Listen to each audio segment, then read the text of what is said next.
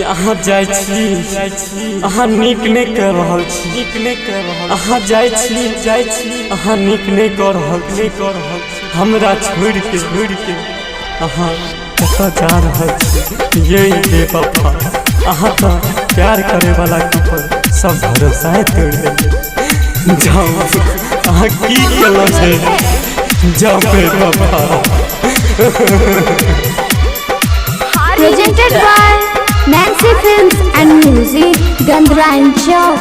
नहीं पता चले ये पूनम कि एतेक बदल जेबे।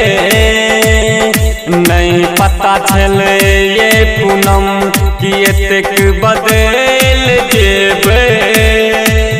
कियो लाका एत डोली चढ़ के चल जेबे। नहीं पता चले ये पूनम कि एतेक बदल जेबे।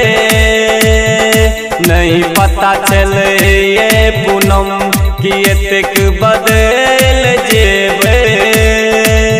कियो लाका एत डोली चढ़ के चल जेबे। नहीं पता चले ये रानी कि एतेक बदल जेबे। नहीं पता चल ये कविता। डीजे योगेंद्र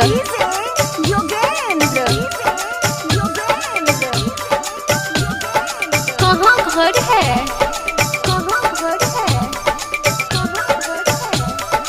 हारी भित्ता।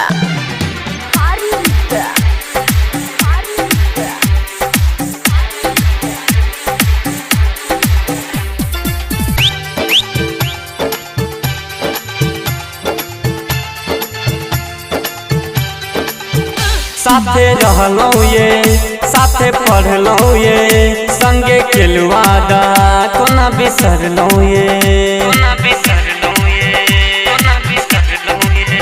साथे रहलौ ये साथे पढ़लौ ये संगे खेलवादा कोना बिसरलौ ये। अही चक्कर में मम्मी पापा से साचो में जान हम पिटेलौ ये। तो छोड़ के कोना हमरा सासुर चल गेलो। नहीं पता चल ये राधा कि एतेक बदल जेबे। नहीं पता चल ये कविता।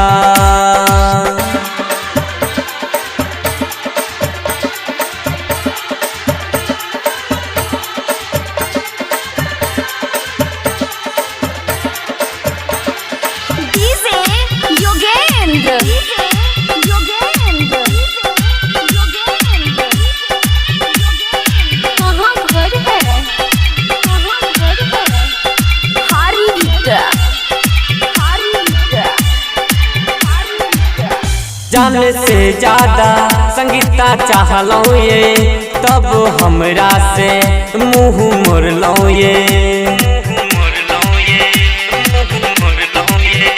जाने से ज्यादा संगीता चाहलौ ये तब हमरा से किया मुँह मोड़लौ ये। अहाँ के प्यार में पागल बन जेबै ये। सच में हम जहर पी लेबै ये। जहाँ से ससुरा छोड़ के गेलौ कनियो याद न केलौ। नहीं पता चल ये लक्ष्मी कि एतेक बदल जेबे। नहीं पता चल ये कविता।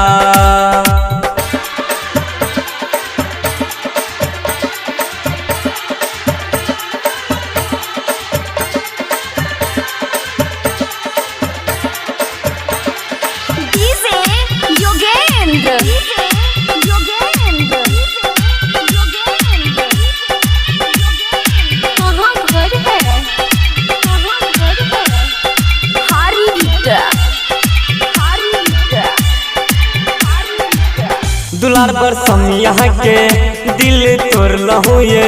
राइटर ना जाम के साथ छोड़लो ये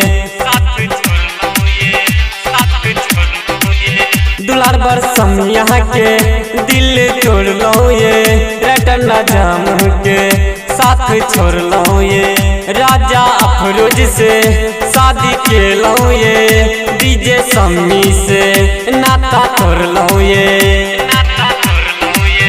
राधे मोहन और भोगिंदर अहाँ के बहुत समझेलक नहीं पता छल ये अंजलि कि एतेक बदल जेबे नहीं पता छल ये अंजलि कि एतेक बदल जेबे हमरा छोड़ के आहा सासुर कोन चल जेबे नहीं पता छल ये कविता कि एतेक बदल जेबे हमरा छोड़ के आहा सासुर कोन चल जेबे नहीं पता छल ये रानी एतेक बदल जेबे